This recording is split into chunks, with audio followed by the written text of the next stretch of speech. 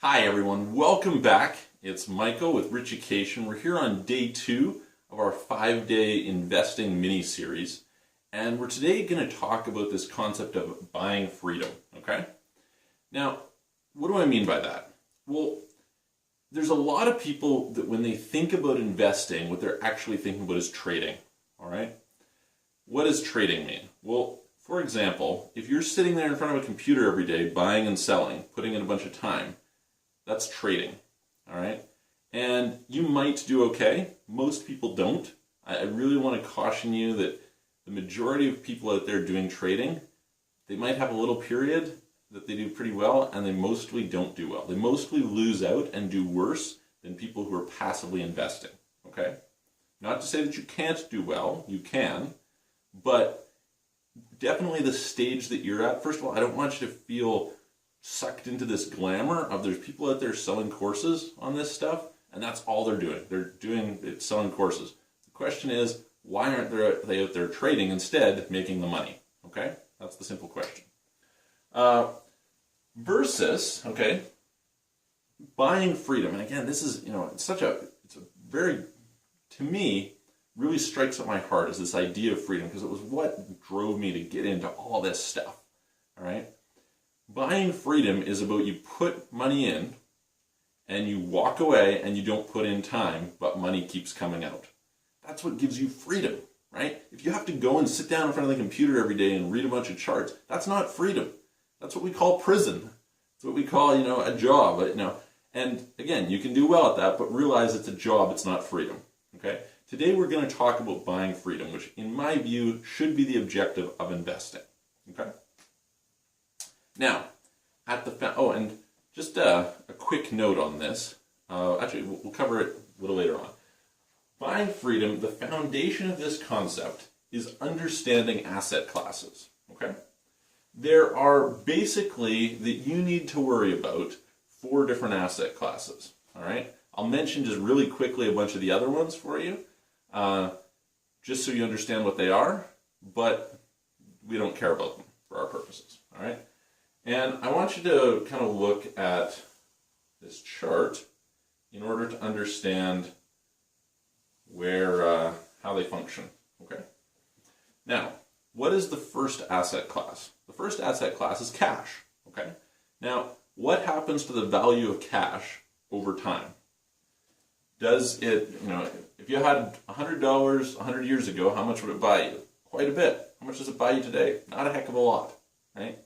$1 million, the first millionaire, like to be a millionaire back at the turn of the century, at the turn of, 100 years ago, was a big deal. That was a lot of money. Today, that's like an average homeowner in a lot of cities, right? So the point is that the value of cash decreases over time, okay? And it doesn't actually decrease in this linear sense, it varies, but the point is over time, cash diminishes in value, okay? That's cash. What's the second type of asset class? There's commodities, okay? And commodities tend to retain their value, okay? So they're basically flat. So this line is represented by commodities. So what is a commodity? A commodity is like gold, silver, oil, etc., all right? They're better than cash because you have something hard that isn't... I'll give you an explanation that Warren Buffett uses. What Warren Buffett says is, hey, let's say I gave you $1 million of gold, okay? Well, let's say I took $1 million. You come back 100 years later, what will that $1 million buy you? Not a heck of a lot. If we turned around and we said, okay, I'm going to give you $1 million of gold, you bury it, let's say it gives you, approximately 1,000 ounces, okay? It's less than that, but, let's say it was 1,000 ounces. You come back 100 years later, what have you still got? 1,000 ounces of gold. What will that gold be worth? It'll vary within a margin of error, but fundamentally it has a utility, and it can kind of be consumed, and there's a limited amount of it, so therefore it tends to maintain its value. Okay, so an ounce of gold 100 years ago buys about what an ounce of gold today buys. And again, there is volatility in that, but loosely speaking, the real value should more or less maintain itself. Okay. The third asset class is what I call productive assets. Okay? Now, productive assets are complicated. They increase in value. Okay? So over time, they increase in value. These are productive assets.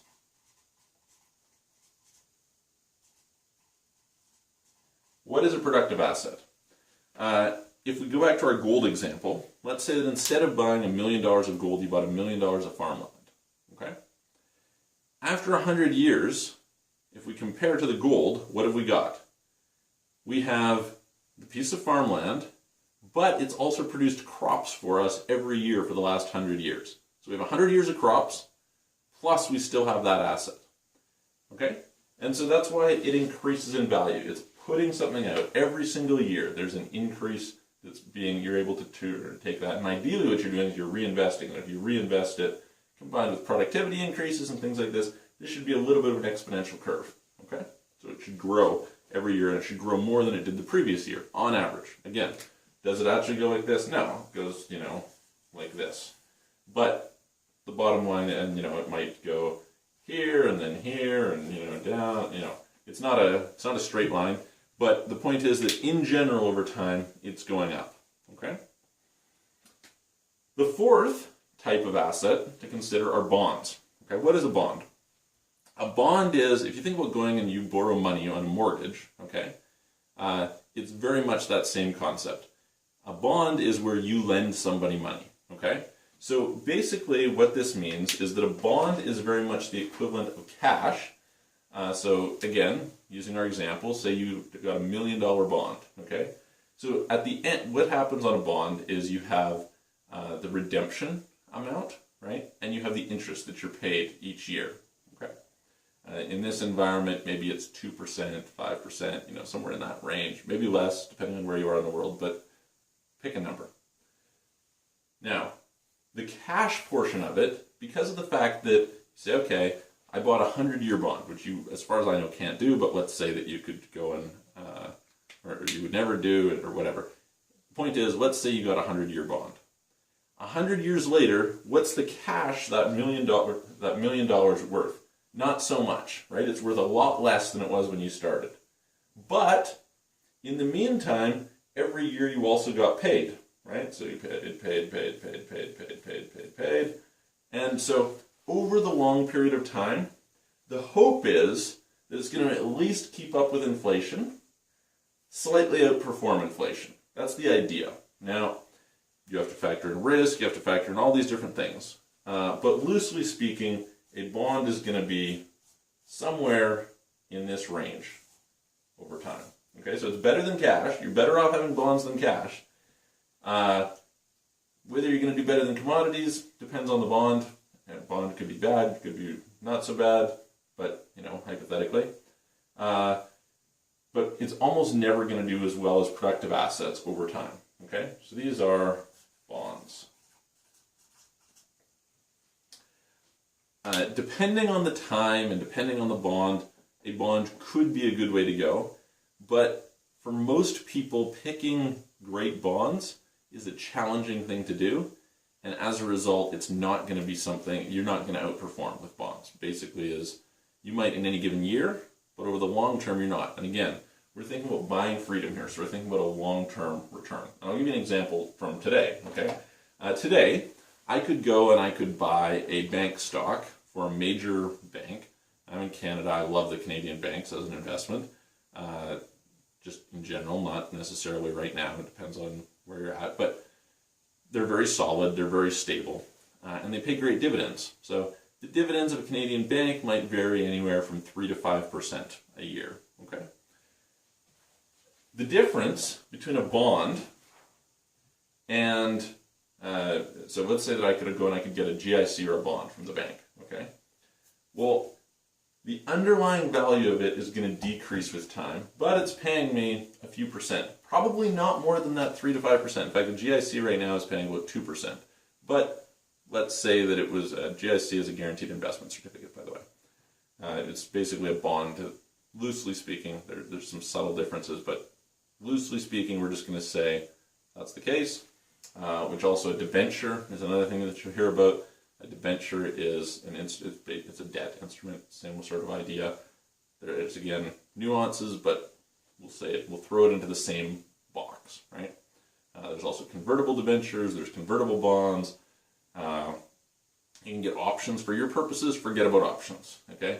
At this stage, options are not on the table. Options are a trader's instrument, not an investor's instrument, all right? So by buying the bank stock, not only do I get the return, in fact, a higher return right now than the bonds, but the bank stock is probably going to go up over time, whereas the bonds value is going to go down over time. The cash value will stay the same, right? You've got $1 million, it's still $1 million, but the value of that cash is going down. So generally speaking, when we're talking about buying freedom over the long term, we will talk about something called asset allocation later, and ways in which to protect yourself from risk, etc. But you want to have productive assets. That's your focus, okay? Now, what is a productive asset? What are some examples? There's really only two productive assets that really matter. I mean, you could say that dividend participating whole life insurance policy we talked about previously was a productive asset. Usually, over the long term, like over a very long period of time, they'll perform at about 5% a year, which is an okay return. We'll talk in a minute about returns and how that matters.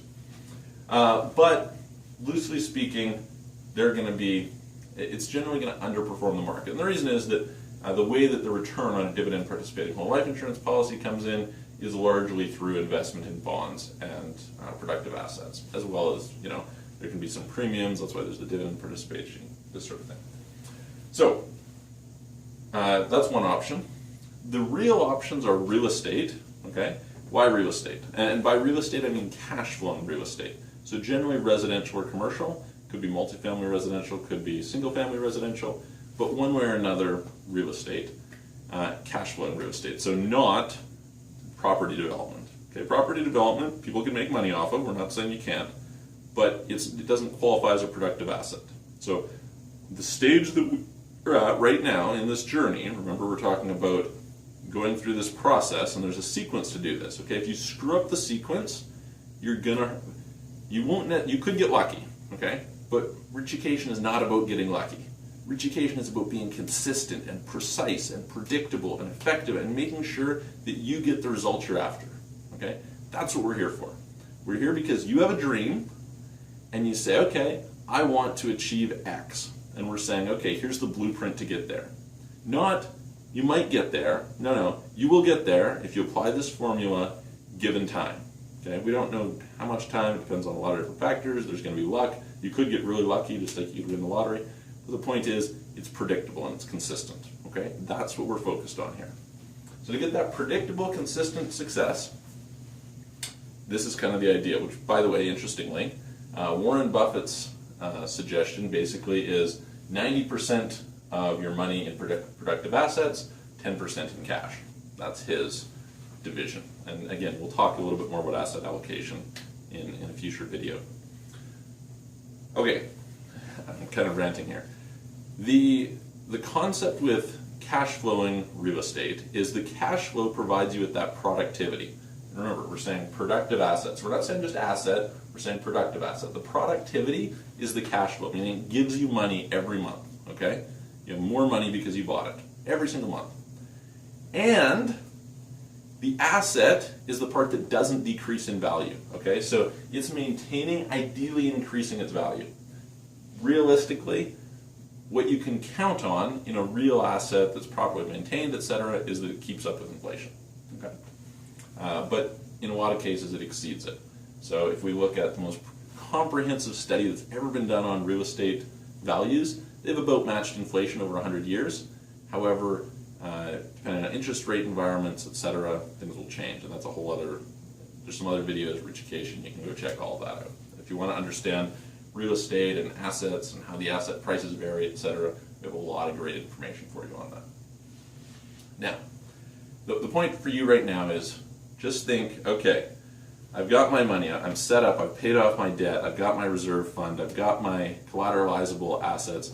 What am I going to do with my money now? Well, you're saying, okay, I want some productive assets. And that could be rental properties, okay, which are perfectly reasonable. Again, There's a science to buying them properly, and we got lots of information to help you on that, to do it very, very well.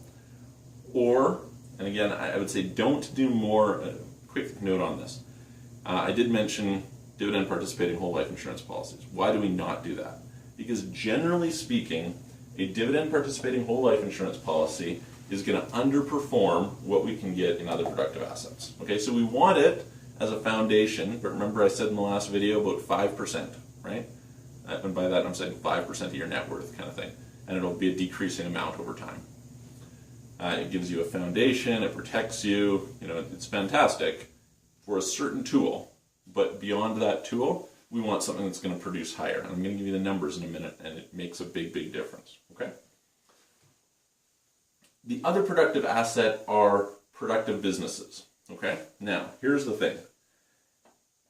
It's really, really hard to figure out which business is a productive asset and which business is something that's going to crash and burn. Very, very challenging. They'll say the stats are, 80% of businesses go out of business in whatever period of time.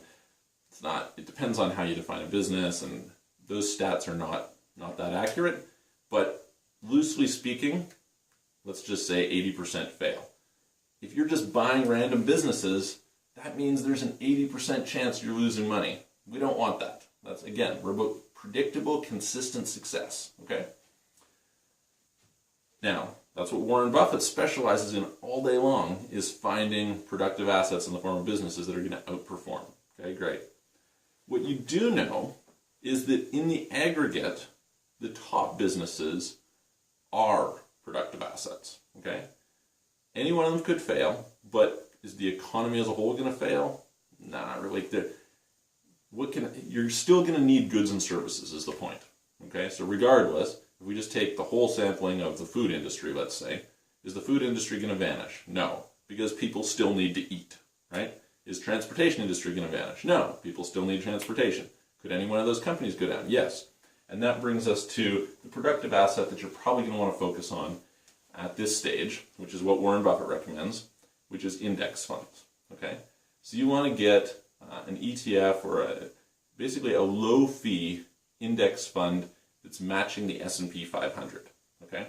The S&P 500 is a listing of the top 500 businesses in the United States based on market cap, revenue, based on revenue. And so you're buying the 500 top companies in the country, okay? In general, those are very stable. They're going to perform well, okay? So they qualify as a productive asset. You just think about this. Every year, does GE produce things? Yes. Does it remain pretty solid? Yes. The major banks, do they produce things? Yes. Do they remain relatively stable? Yes. Do the oil companies? Yes. Across the board, the major companies are productive. Some of them will do poorly, some of them will do well, but on average, the economy is growing and you're participating with the best of them, okay?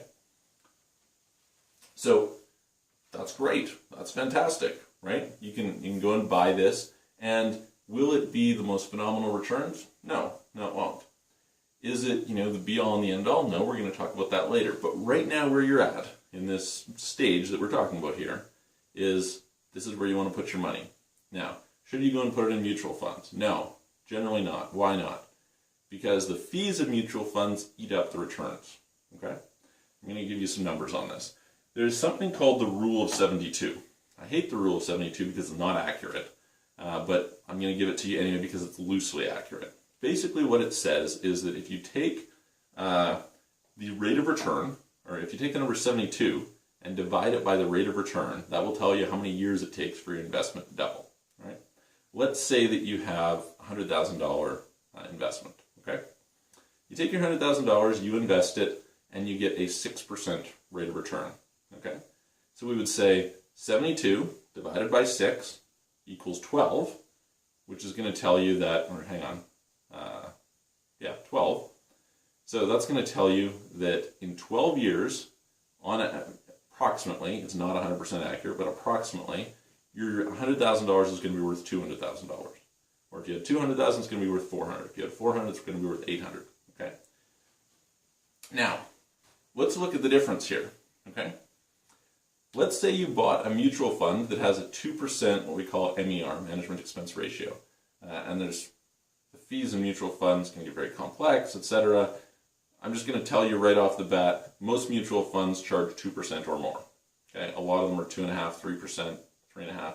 Let's just say 2%. And by the way, this is 2% whether they lose you money or make you money. Okay? And most mutual funds don't beat the general index. Okay? It's something like 87% last year, as of when I was doing this video, of them didn't beat the general index. Okay? So I mean, you have to be pretty good to pick the right one. Now, not to say that some of them don't, but it's often not the same ones each year. Fund managers change, things like this. So the point is, that's too complex. We don't want to figure that out. The amount of work for the results that we get are not worth it. Okay? If you're going to put in that kind of work, we're going to work on figuring out the really productive assets, and we're going to talk about that shortly. For now, let's just consider, okay, on average, they're going to get the same return as the general market. Okay? Let's say the general market returns 8% a year.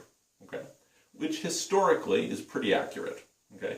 Over a long period of time, the market has returned about that, depending on whether you include dividends and things like this. But just averaging it out, that's what we're going to say.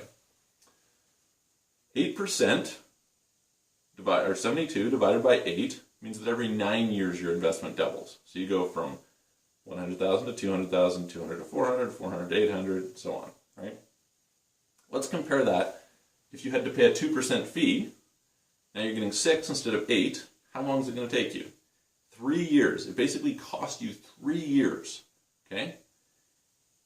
If we go out, if we extrapolate this out 4 times, okay? So, and the reason we're extrapolating it out 4 times is because of the fact that we're talking about a 12-year cycle on the 6%, right? So, I'll just do some little numbers here for you. Okay, so we've got the 6%, and we've got the 8%. Okay, so how long does it take to double? Well, this one takes 12 years, then 24, then 36, then 48. Okay, what does this one take? This one takes 9, then 18, then 27, then 36. So how much money have we got? Well, we doubled once. Okay, so we're at 200K, then 400. This is super small, you can't read this, I'm sure, but just follow along with the numbers, what I'm saying. Then 800, then 1.6 million. Literally, after 36 years, that 2% difference has on a $100,000 initial investment has cost you $800,000. That's what those guys have cost you. And what have they added? Nothing. Nothing. Okay, literally that's how bad it is. So bottom line, anyone who's trying to sell you a mutual fund, tell them to go to hell. I mean, maybe you're going to be more polite than that, but don't buy it. Okay? What you want at this stage, if you're not buying rental property, is to get a low fee index of the S&P 500. Okay? And the recommendation from Warren Buffett, and Warren Buffett's a pretty smart guy, is Vanguard. Okay? So Vanguard is the largest fund company in the world. It was founded by Ed Bogle, who is brilliant. They have great stuff. They have very low fee funds that will match the S&P 500, and so that's what you want. You want a low fee fund that matches the S&P 500, and the recommendation is a Vanguard fund. Okay, that's just a safe place to be. So what are you going to do? Every month or year, whatever the time period is, every quarter, you're going to take your money and you're going to buy this. Okay, while working on increasing your income. At some stage, when we're going to talk about in the next video, we're going to go through and we're going to say, okay, now that we've got some amount of money added up here and our income is higher, what do we do to really supercharge this? And that's what I want to talk to you about right now. Okay, let's say that instead of getting 8% a year, you could get 12% a year. By the way, Warren Buffett averaged over 30 years about, I think it was around 27% a year. Okay, very, very good. And let's just look for a minute at, we'll pick 18%. Why am I picking 18%? Because of the fact that it's easy to divide out in terms of our 72 number, okay? And again, the 72 number isn't entirely accurate, so these aren't perfect, but it gives you a loose ballpark idea, okay? So let's say that you got 18%, which is, again, a lot less than Warren Buffett did. How long does it take you to double? 4 years, okay? So 4 years, then 8 years, then 12 years, then 16 years. In 16 years, you would have grown $100,000 into $1.6 million. Whereas, you still wouldn't be at $400,000 at 8%. That's how big of a difference that is, okay? So, you're probably not for quite a while going to be able to get 18%. There are like a lot of people who get around 20%. That range is of the top like fund managers, the top investors, etc. 20% is a normal number to get. You see quite a few examples of value investors and growth investors who do it. But you're not at that stage, or maybe you are. If you are, fantastic. And if you aren't, we got lots of great education to help you. But could you do 12%? Yeah, you could definitely do 12% with some proper education. And this is why we're going to get into the details here, okay?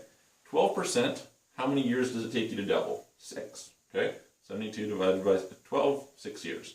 Okay, so 6 years, 12 years, 18 years, 24 years. 24 years in, you are at 1.6 million. Well, let's go back to 18, okay? At 18 years in, you're $800,000 in, versus at 8%, so only 4% more. 4% a year more is what we're talking about. In 18 years is $400,000 difference on an initial $100,000 investment. Pretty impressive, right? You invest $100,000 by being 4% better. In 18 years, you have an extra $400,000. Crazy. Insane. That'd be pretty awesome, right? That's what we're going to get into in the next 3 videos, or the next 2 videos actually. We're going to go into figuring out how to do this, and it's going to be high level. For those of you who are interested in getting into the real details of how to do that, as well as pushing these 18% numbers, etc., we've got some really fantastic education for you. Go and check out on the site. Go down and look at our investing program. Very, very detailed. And then on top of that, you can join the action classes, where again, we will work through with you different investments. So you look at them and you say, okay, I'm thinking this company is a great company to invest in. And we'll say, okay, we'll take a look at it from this perspective. And we'll show you how to do that, as well as you can go through and literally invest in the things that we're investing in, which is pretty cool, right? That's all going to be in the next video. So we'll see you next time.